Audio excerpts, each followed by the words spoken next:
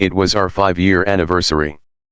I had spent weeks planning something special, envisioning the day down to the smallest details: flowers, dinner at our favorite restaurant, and a surprise gift that I knew would make her smile. Her name was Emma, and she was everything I thought I wanted: beautiful, intelligent, kind, and always there for me when I needed her.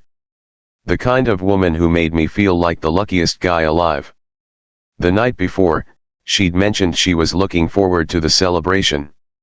It was one of those rare moments when I felt like everything was falling perfectly into place. We'd had our ups and downs, of course, what couple doesn't? But this anniversary felt different. It felt like we were stronger than ever. I woke up early, excited to start the day. I made breakfast: pancakes, eggs, and bacon, and sent her a text, telling her how much I loved her and how thankful I was for the time we'd spent together. Her response was sweet, as usual, but there was a subtle distance in her words that I couldn't place. I brushed it off as nothing more than her being tired from a busy week at work. When she got home that afternoon, I greeted her with a hug and handed her the bouquet of her favorite flowers. She smiled, but I noticed something in her eyes that seemed off, almost like she was distracted. Still, we moved forward with the plans. We dressed up for dinner, and I tried to maintain my excitement, ignoring the nagging feeling in the back of my mind. The dinner went smoothly at first. We laughed, talked about the good old days, and reminisced about how we first met. But as the evening wore on, Emma became quieter. At first, I thought maybe it was the wine making her more contemplative, but then it became clear: something was wrong. "I need to tell you something," she said, her voice trembling slightly. The words hit me like a punch to the gut.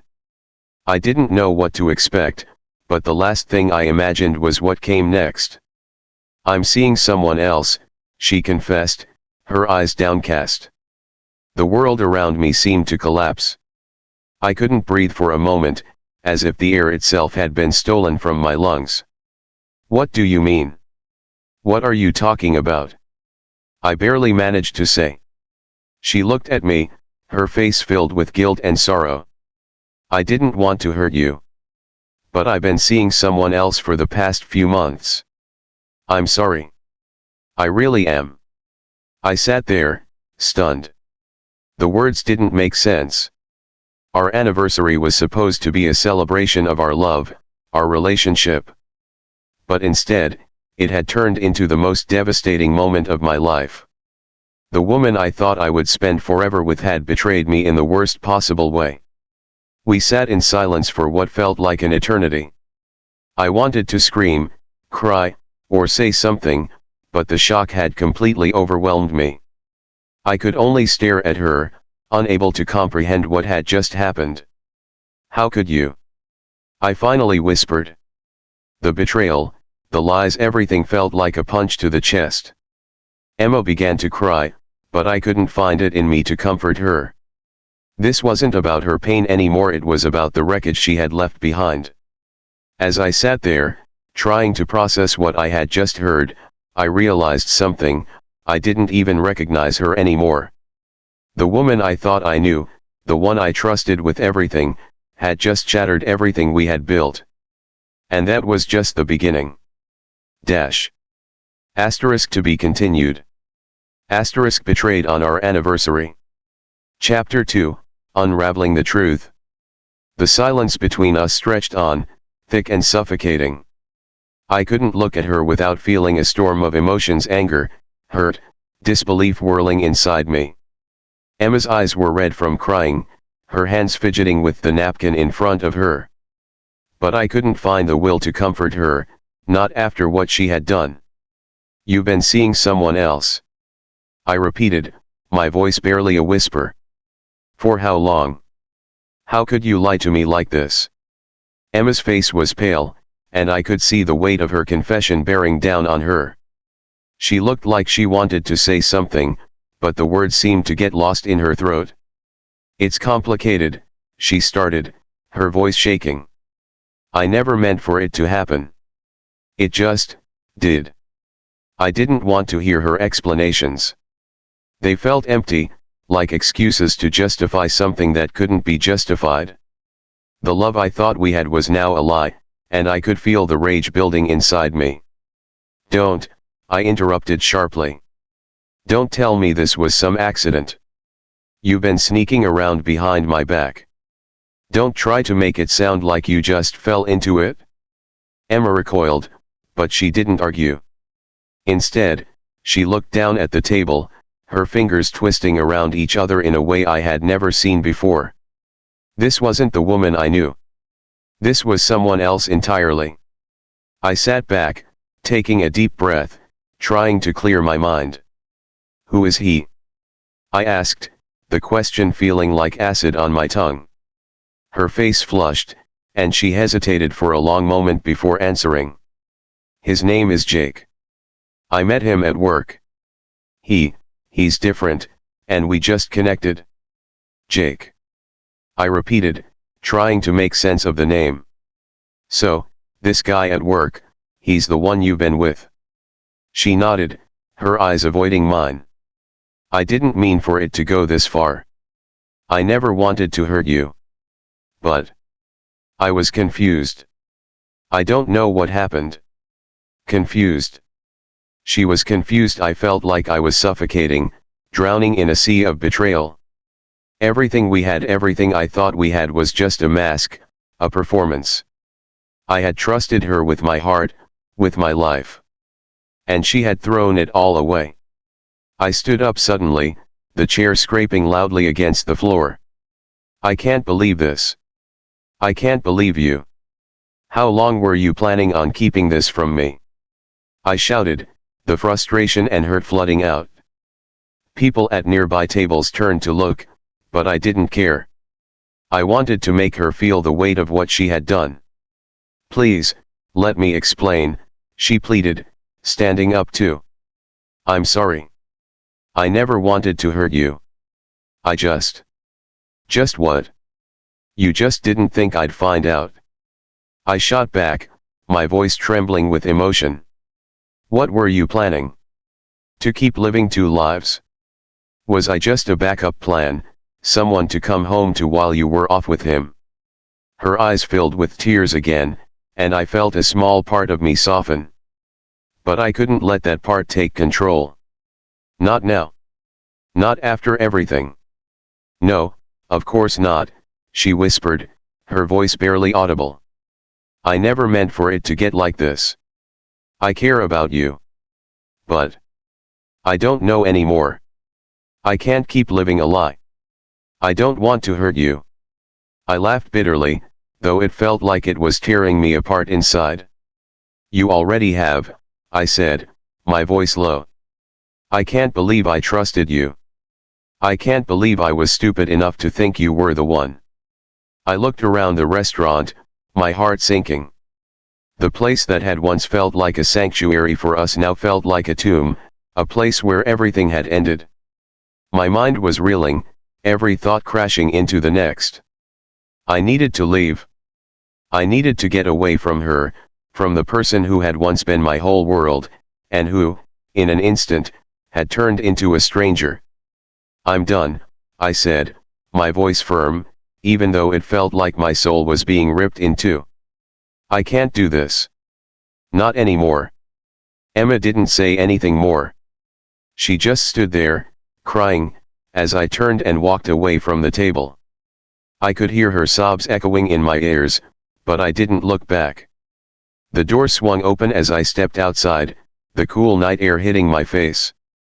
I could feel my chest tightening, my whole body trembling with anger and grief. I wanted to scream, but no sound came. I was numb, lost in a storm of emotions I couldn't control. I walked aimlessly through the streets, not sure where I was going or what I was doing. Everything felt surreal, like I was trapped in a nightmare I couldn't wake up from. I had thought I knew Emma. I had thought she was my partner, my best friend.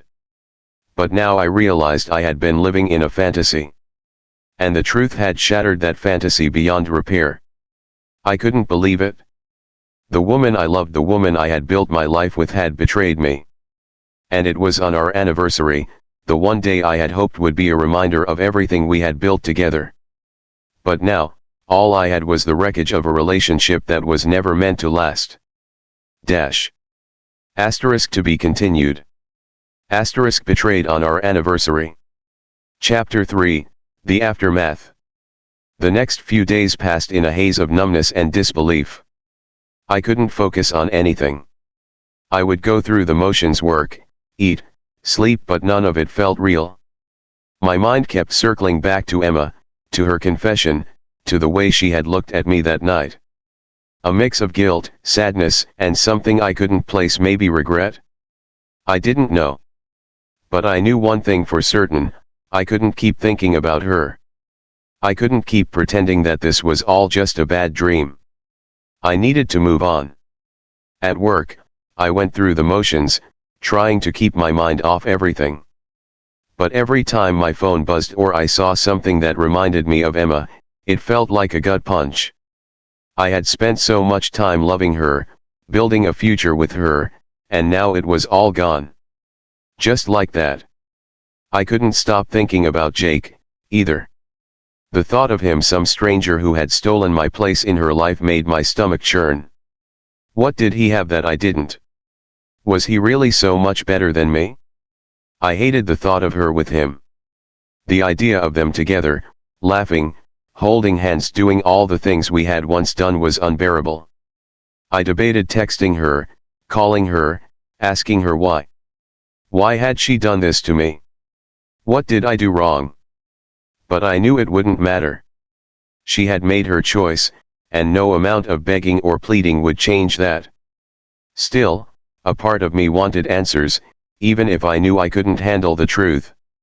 That night, after work, I found myself standing in front of her apartment building. I wasn't sure why I was there. Part of me wanted closure, but I didn't think she could give it to me. Another part of me wanted to scream at her, to demand an explanation, but I was too tired to fight. Too tired to feel anything. I pulled out my phone and stared at her contact for a long time, my thumb hovering over the call button. Before I could make a decision, my phone buzzed. It was a message from her. Asterisk, I'm sorry. I never wanted to hurt you. I hope you can understand. Asterisk. Those words. They were so hollow. So empty. They did nothing to ease the burning pain in my chest. The words that should have been heartfelt felt like nothing more than a rehearsed apology, a last-ditch effort to make herself feel better after the damage was done. I stared at the message for a long time. The anger inside me flared again. How dare she? After everything we'd been through, after all the years I had spent loving her, this was what I got. I threw my phone in the passenger seat of my car, unable to read another word. I drove aimlessly, no particular destination in mind, just needing to get away from the thoughts that kept spiraling in my head. I stopped at a bar. I needed something to numb the pain. I ordered a drink, then another, and another. Each one felt like a temporary solution, a brief reprieve from the storm of emotions churning inside me. But it didn't last. Nothing did. I sat there in the dim light, surrounded by the hum of conversation and the clinking of glasses, but I felt completely alone. I didn't belong here. Not in my current state. Not with the emptiness inside me that no amount of alcohol could fill. My phone buzzed again, this time with a notification from Facebook. I didn't want to look, but I couldn't help it. I unlocked my phone and saw it, Emma's profile picture. And beneath it, a status update. Asterisk, happy with my new chapter. Here's to new beginnings. Asterisk. My heart stopped. The words stung like a slap in the face. It was the last thing I had expected to see. She had moved on. And she wanted the world to know. She wasn't even pretending anymore. She had replaced me so easily, so quickly. I slammed my drink down on the bar, startling the bartender. I could feel the tears welling up in my eyes, but I refused to let them fall. I wasn't going to give her the satisfaction. But it hurt. More than I could put into words. The woman I had loved, the woman I had trusted, was gone. And in her place was a stranger, a version of her who could walk away without a second thought. I left the bar before I could do anything stupid.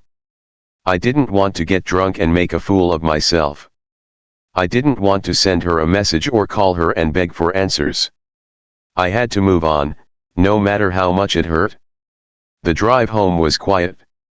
The city lights blurred together as I passed through the streets, my thoughts drowning out everything else. I wasn't sure where I was going anymore. I wasn't sure who I was anymore. When I got home, I collapsed on the couch, staring at the ceiling. My phone buzzed one last time, but I didn't bother looking. It was probably another message from Emma. But what was the point? No matter what she said, nothing would change. I had loved her with everything I had. And now, she was gone. And the worst part? I still loved her. I hated that I still loved her. But I couldn't help it. The hole she left behind was too big, too deep. I didn't know how to fill it. I didn't know if I ever would. Dash. Asterisk to be continued. Asterisk betrayed on our anniversary. Chapter 4, Rebuilding from the Ashes. The days that followed felt like a blur. I was moving through life on autopilot, but I wasn't really living. I avoided most of my friends. What was I supposed to tell them? That Emma had destroyed everything we'd built. That she had left me for someone else without any warning, without any consideration? I couldn't. I couldn't bring myself to explain what had happened, because every time I tried to talk about it, the anger and hurt would come rushing back, and I wasn't ready to face it in front of anyone. I wasn't ready to be vulnerable. At work, I kept my head down. I buried myself in tasks, focusing on anything that would distract me from the constant ache in my chest. It was exhausting, pretending everything was okay when it so clearly wasn't. Every time I heard her name, every time I saw something that reminded me of her, I felt like I was being pulled under, dragged back into the suffocating reality of what had happened. But slowly, I started to realize that I couldn't keep living like this. I couldn't keep waiting for closure, or for Emma to come back, or for some miracle to happen. I had to face the truth, she wasn't coming back. She had made her choice. And I had to make mine. One evening, a week after everything fell apart, I finally did it. I cleared out the small things, the photographs of us together, the mementos of our trips, the little notes and letters we had exchanged over the years. I packed them all into a box, each item feeling like another piece of my heart breaking as I touched it. I sat on the floor, the box beside me, staring at the space that once felt so full of love. Now it was empty, just like me. I stared at my phone, wondering if I should reach out to Emma one last time. I wanted to tell her everything I felt. How much she had hurt me. How much I had loved her, and how much I had trusted her. I wanted her to understand the damage she had caused. But then I remembered, she had already made her choice, and it didn't include me. I deleted her number. The text messages. The photos. All of it. It felt like cutting away the last thread that had been tying me to her. And as I hit delete, something inside me shifted. It wasn't immediate, but I could feel the beginning of something. Maybe it was hope. Maybe it was just acceptance.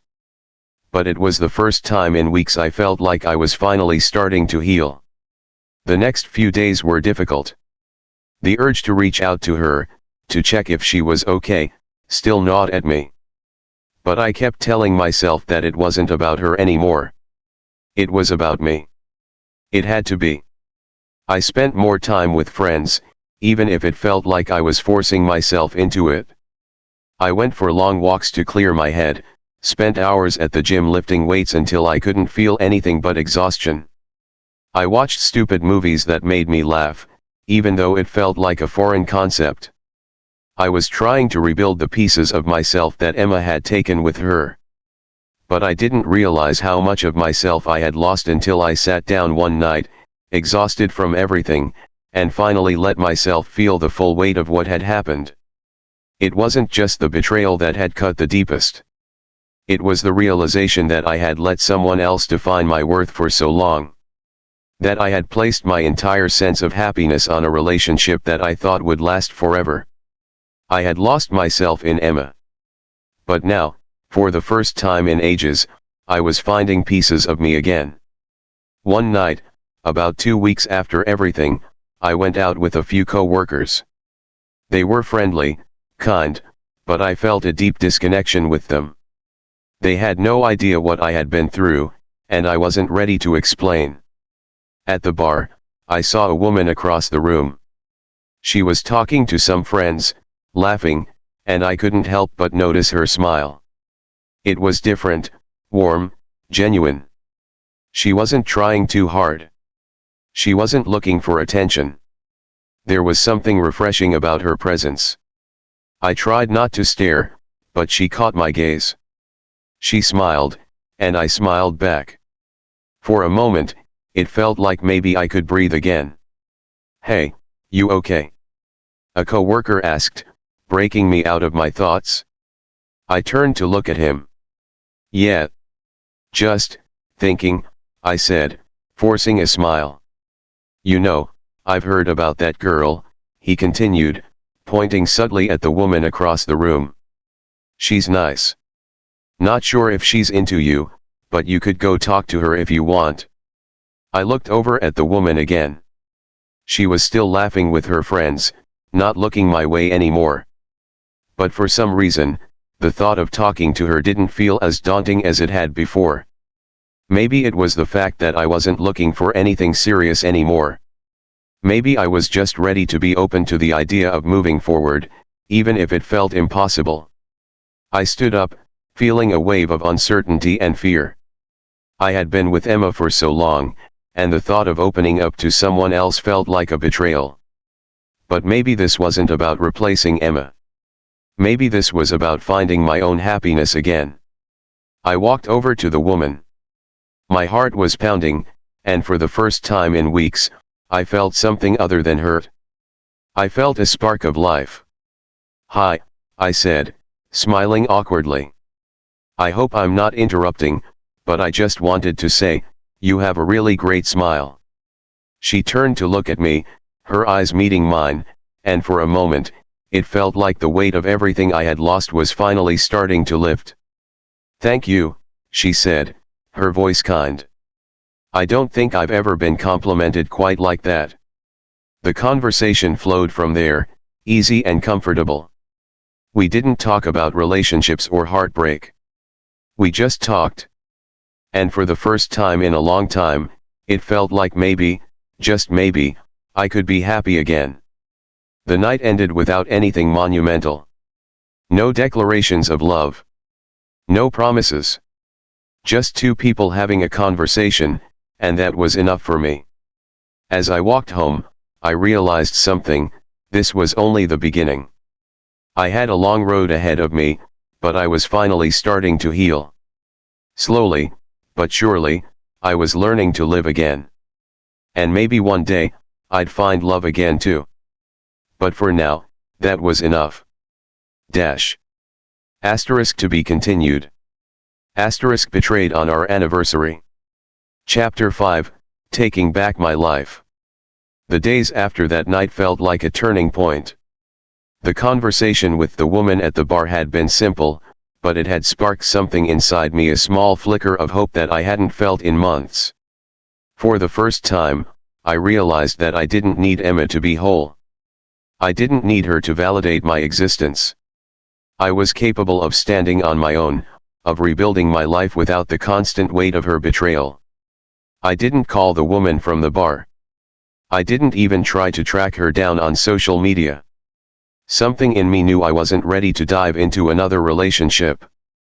But the idea that I could still connect with someone, that I wasn't completely broken, was enough to push me forward. I didn't have to be alone forever. I just needed time. Work became a welcome distraction. I focused on projects that had been piling up. I took on extra responsibilities, even though part of me wondered if I was doing it to avoid dealing with the pain. But no matter the reason, it helped. It gave me something to concentrate on other than the empty space in my life where Emma used to be. I started picking up old hobbies that I'd long forgotten about.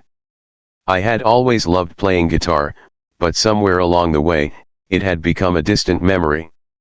Now, I found myself strumming the strings again, not because I had to, but because it made me feel something other than loss.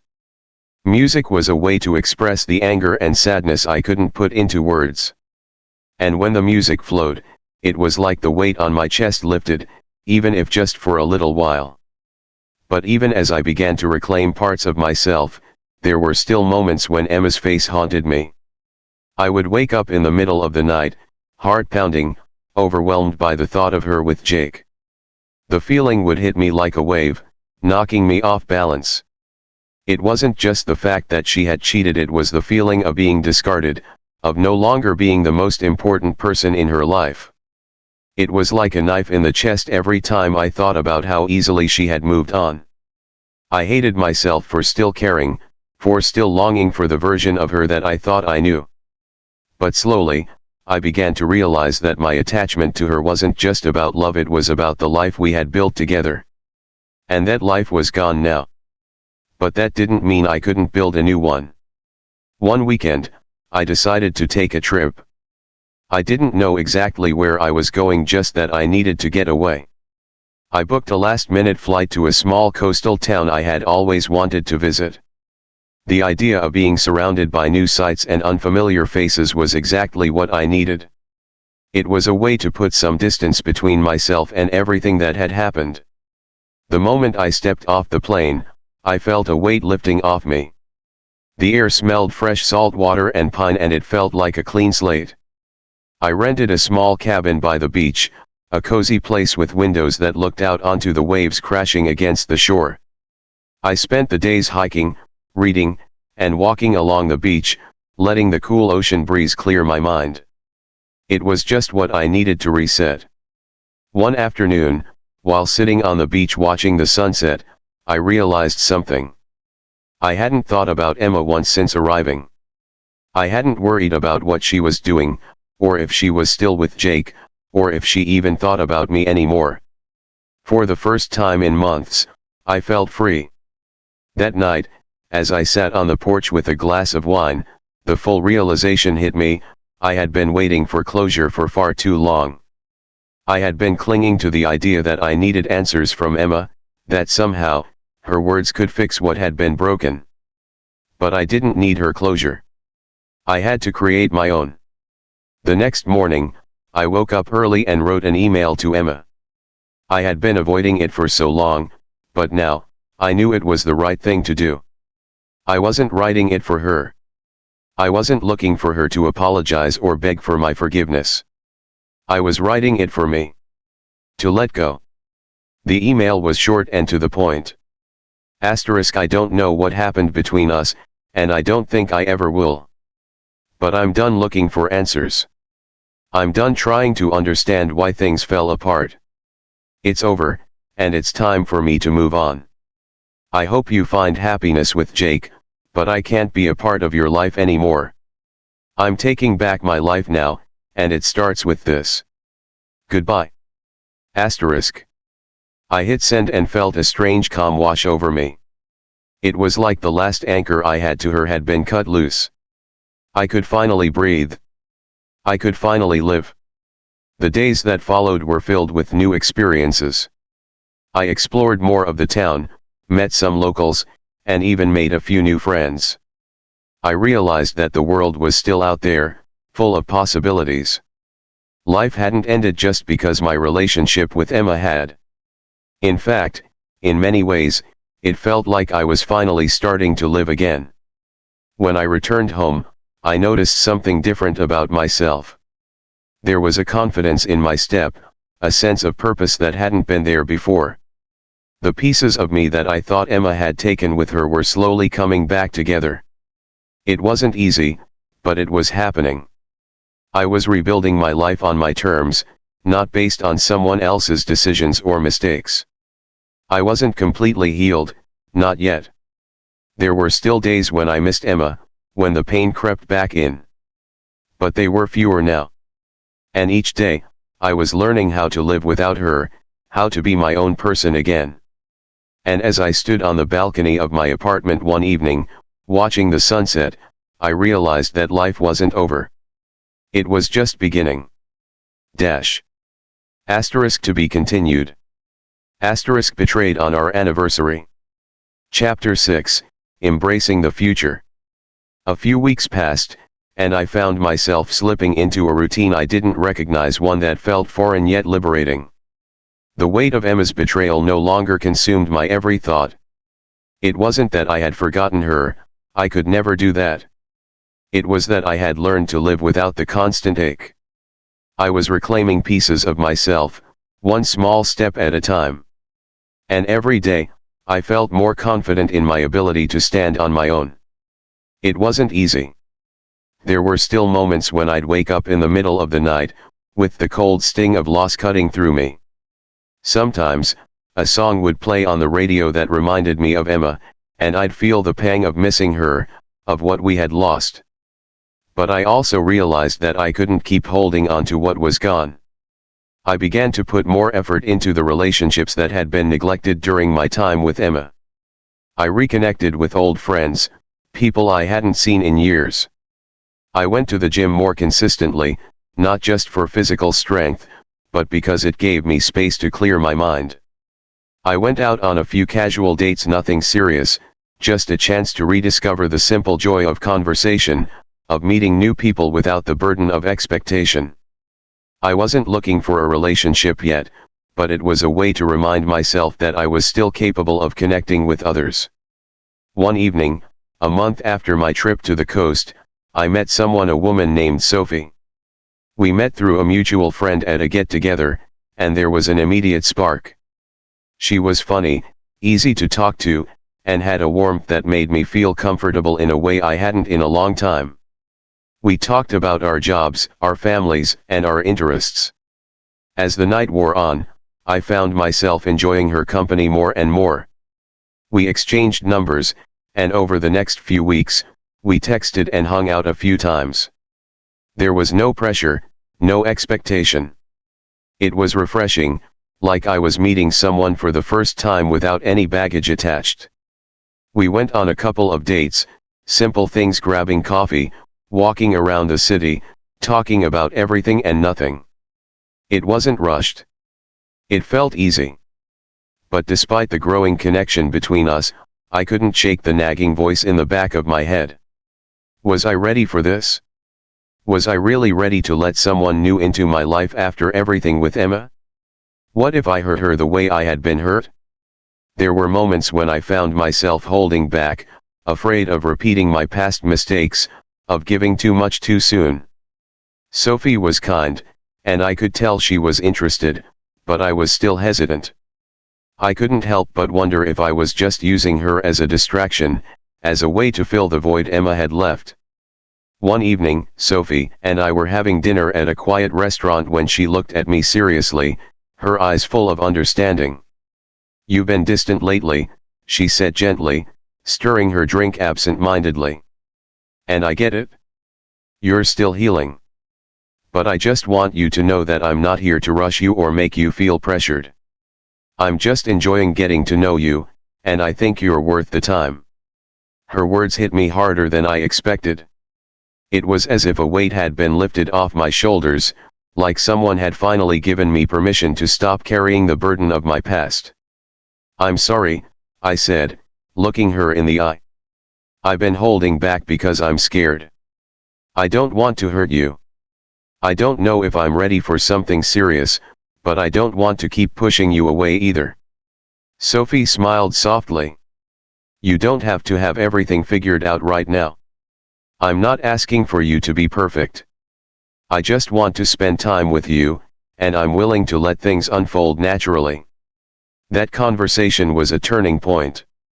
I realized I didn't need to have everything figured out. I didn't need to rush into anything. I just needed to allow myself the space to heal, to grow, and to move forward at my own pace.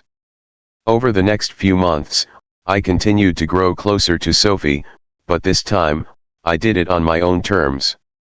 I let myself enjoy the moments with her without constantly comparing them to my past. It was freeing, to let go of the fear and the walls I had built around myself. Sophie wasn't Emma. And that was okay. I didn't need to replace Emma, and I didn't need to make Sophie fit into the mold of what I had lost. Sophie was her own person, and I was beginning to see that I could have something real with her, without the shadow of Emma hanging over us. I also found that my healing process wasn't linear. There were still days when I missed Emma, when I found myself longing for the past. But I was learning how to deal with those emotions, how to acknowledge them without letting them control me. One afternoon, as Sophie and I sat in a park together, talking about our dreams and goals, I felt a wave of gratitude wash over me. I was no longer the man who had been devastated by betrayal. I wasn't the person who had lost himself in a relationship that had fallen apart. I was the person I was meant to be, stronger, wiser, and more at peace with who I was becoming. I had learned that sometimes, life doesn't go as planned. Sometimes, people let you down. But the most important thing was that I could pick myself up, dust myself off, and move forward.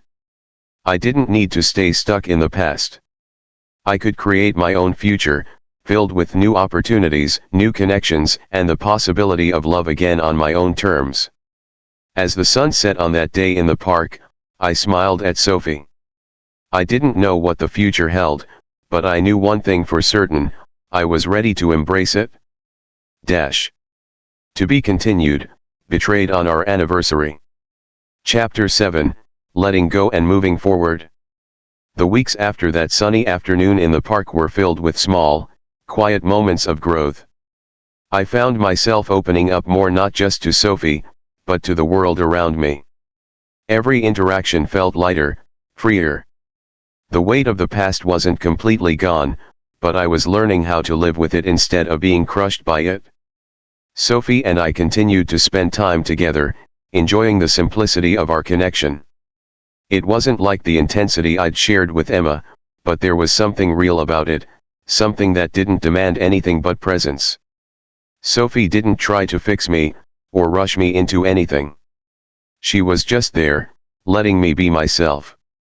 One night, a few months into our new dynamic, we were sitting on the couch at my apartment, watching a movie. I'd been feeling unusually tense, but I wasn't sure why. Sophie could sense it, of course. She looked over at me during a break in the film and asked, "What's going on? You've been quiet all night." I hesitated for a moment. "I don't know. I guess I've just been thinking a lot about everything." She nodded, understanding. "You know, you don't have to carry all of it on your own. Whatever it is, we can talk about it." Her voice was soft, but there was a certain firmness in it too. She wasn't pressuring me, just offering the space to be honest. I leaned back on the couch, running a hand through my hair, and after a long breath, I began. I'm still trying to figure out what all of this means. What I've been through, what I'm supposed to do next. I think part of me is still scared. Scared that I'll mess this up, or that I'll hurt you because I'm not really whole yet." Sophie sat up, turning towards me. "You're human, and I'm not asking you to be perfect. I just want you to be real with me, and I think you're doing that." She smiled gently. "We're both figuring things out. It's okay to not have everything figured out right now." Her words eased the tension in my chest. I didn't have to have it all together. I didn't have to be someone I wasn't. I could just be me. As time passed, I found myself starting to open up more about my past. I told Sophie about Emma, about the heartbreak, the betrayal, and the long road I'd walked to get to this point. Sophie listened without judgment, her expression never faltering as I shared pieces of my pain. It was strange, no one had ever really listened to me like that before, especially not after everything that had happened. I don't think I've ever really talked about it this much before, I admitted, looking at her. She shrugged. You don't have to share everything at once. But when you're ready, I'll be here. That night, as we sat there together, I realized something important. I had been holding on to so much for so long: grief, anger, shame. I thought I needed to carry it all on my own, like it was a part of who I was. But in reality, I had been holding on to the past because I was afraid of truly letting it go. The next week, I took a step I hadn't been able to take before. I reached out to Emma. It had been over half a year since we'd last spoken, and I'd never imagined I would send her a message. But after my conversation with Sophie, I realized that I wasn't reaching out to get answers or closure or anything from Emma. I was doing it for myself. I needed to close that chapter of my life properly. I needed to let go. I sat at my desk, my fingers hovering over the keyboard, and then I typed. Hey Emma, I don't know if you'll even see this, but I wanted to say that I'm finally letting go. I've spent so much time waiting for closure, for something that might never come. But I realize now that I don't need anything from you. I'm not angry anymore. I'm not sad. I'm just moving forward. I hope you're happy, but I'm done looking back. I sat there for a long time, staring at the words, but finally, I hit send. It was done. I could feel it in my chest. The heaviness was gone, the knot of uncertainty that had been so tight for so long was finally unraveling. I didn't need her approval or apology. I had let go of the part of me that had been stuck in the past. The next day, I didn't check my phone. I didn't wait for a response. In fact, I realized that I didn't care whether I got one. It wasn't about Emma anymore. It was about me. As the weeks went on, Sophie and I continued to grow closer. Our connection deepened, but I was careful not to rush it. I wanted to let things unfold naturally, to see where it went without the pressure of my past hanging over us. Sophie respected that, and in turn, I respected her patience. One evening, as we sat on the same couch where we had talked months before, I realized something profound. I was not the same person who had sent that first hesitant text to Sophie, the person so afraid of moving forward. I had changed. Not because of Sophie, but because I had taken control of my own healing. I had learned how to love myself first, to be whole again before I let someone else into my life. And with that realization came a wave of peace. I could finally be present, not just with Sophie, but with my own life. I was no longer defined by the betrayal. I wasn't trapped in the past. I was free. Hey, I said, looking at Sophie with a smile. I think I'm finally ready to see where this goes. Sophie smiled back, her eyes warm with understanding. Me too, she said softly. As I looked at her, I realized that I wasn't looking for someone to complete me. I had already completed myself. But what we had was something new, something real. And that was enough for me. I didn't know what the future held, but for the first time in a long time, I was excited to find out. The end. Betrayed on our anniversary. Epilogue, a new beginning. Months had passed since that pivotal moment when I reached out to Emma. The weight that had once defined my every step had gradually dissolved into something lighter, something more manageable. Sophie and I continued to grow closer, but I had come to understand that our relationship wasn't just a rebound, as I had once feared. It wasn't about fixing what was broken, it was about building something new from the ground up, something that felt strong and solid, even in its quiet moments. Our connection had deepened in ways I hadn't expected. I had spent so long focusing on healing from Emma's betrayal that I had forgotten what it meant to truly open up to someone. Sophie didn't just listen to me, she saw me. She understood my fears, my insecurities, and the scars that I had never shown anyone. and I had begun to see Sophie for who she really was, too. She had her own past, her own battles, but what struck me the most was how she had chosen to keep moving forward, even in the face of her own heartaches. One weekend, as we were spending the afternoon together in the park, Sophie turned to me with a thoughtful expression. "Do you ever think about how much has changed since we first met?" she asked, leaning back on the bench, her eyes scanning the green expanse before us. I thought for a moment, letting the question settle in. "I think about it all the time," I replied. "I think about where I was just a few months ago, still broken, still trying to figure out how to live without her." I stopped myself, realizing how natural it had become to refer to Emma as just her, a distant figure who no longer held the power to haunt me. Sophie smiled softly. "You've come so far." I nodded, my chest swelling with gratitude. "I didn't get here by myself. You've been a big part of it." Sophie's eyes softened, and she reached for my hand, giving it a gentle squeeze. "I'm just happy to be here, with you. To see you becoming who you're meant to be." There was something about her words that grounded me. They weren't just comforting, they were a reminder that I had made it through the hardest part. The part where I thought I couldn't survive the pain.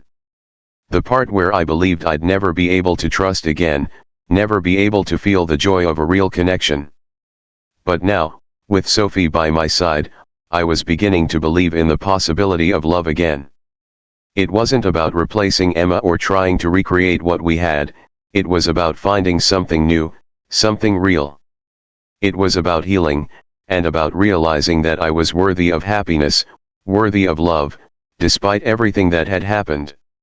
That evening, as the sun began to set, casting a golden light over the park, I felt a deep sense of peace. I didn't know where Sophie and I would go from here, but I was no longer afraid of the future. I had already walked through fire. I had survived betrayal, heartache, and self-doubt. Now, I was learning how to live again. "Do you ever wonder," Sophie said after a long pause, "if we were meant to meet?" I turned to her, surprised by the question. "What do you mean?"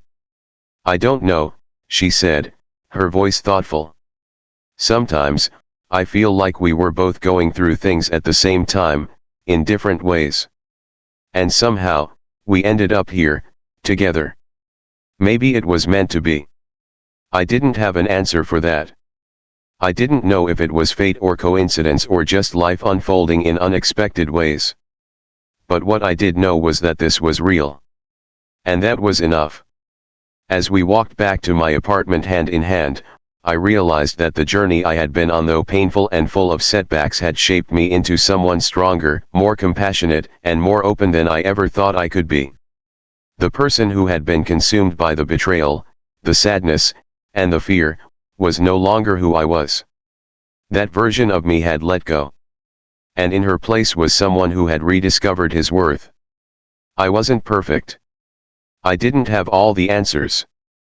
But I was finally in a place where I was ready to embrace whatever came next, without fear, without hesitation. The past would always be a part of me, but it no longer defined me.